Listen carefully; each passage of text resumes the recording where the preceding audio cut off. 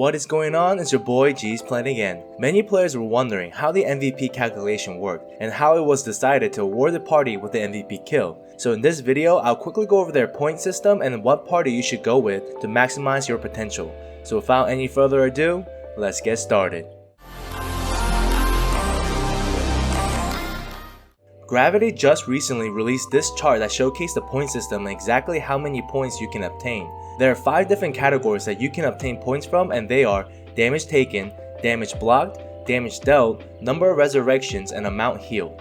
Currently, the biggest amount of points you can obtain in one category is 30 points, and that is from the damage dealt category. So whoever deals the most damage will get 30 points added to the entirety of the party. But other players are also given different amount of points depending on their rankings for each category. Now, another factor that is included into your total points is whether or not you get the first and or last hit. If you were the first person to hit the MVP, then you will gain 10 additional bonus points, and if you're the one to get the last hit, then you will gain 20 additional bonus points. All of these are added to your individual point system and then combined with your other party members. And from there, whichever party has the most points is awarded the MVP. Now, here is something you have to keep in mind. If you were to die while fighting an MVP, then you will lose 10% of your total points. And if you were to die a total of 10 times, then your points become 0. So for example, if you're fighting an MVP with just one party, but you and your party members all die more than 10 times, and out of nowhere a champion comes in and Azura strikes the 1% leftover HP of an MVP, then that champion could be awarded the MVP kill.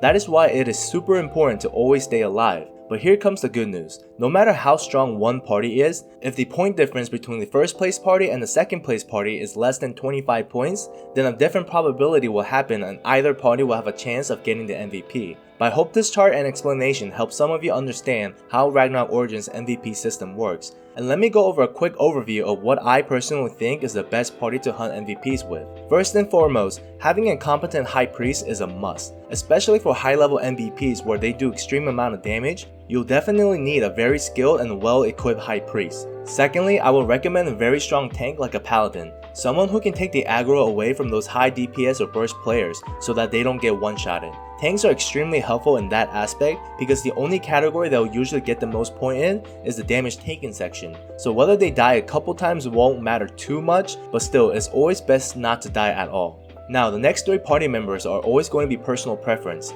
but my favorite is to always take 1 champion, 1 high wizard, and 1 sniper. Champions are always going to be one of those heavy nuke damage class with their Azura strikes, and a very well equipped one can always deal an insane amount of damage. But the backlash will be that they can't do anything for the next 10 seconds, and those 10 seconds can add up a lot of damage from other players. That is why having a high wizard is also a great addition. They can nuke the MVP with whatever elemental that they have, or they can destroy minions that was summoned by the MVPs. They also got access to safety wall, which will help the priest immensely. And the only reason why I personally like having a sniper over a Sin X is due to the fact that snipers are long-range DPS class. Because majority of the MVPs have some kind of close-range burst damage, it is hard for Sin X to dodge those skills if they have a bad connection or got locked in an auto attack or some status condition. But again, these are all my own personal preference and opinion. There are parties that go strictly 4 champions and 1 high priest and seem to get the MVP majority of the time too. So honestly, it's whatever works for you. But I really hope this video gave you guys more information about the MVP system and how it works.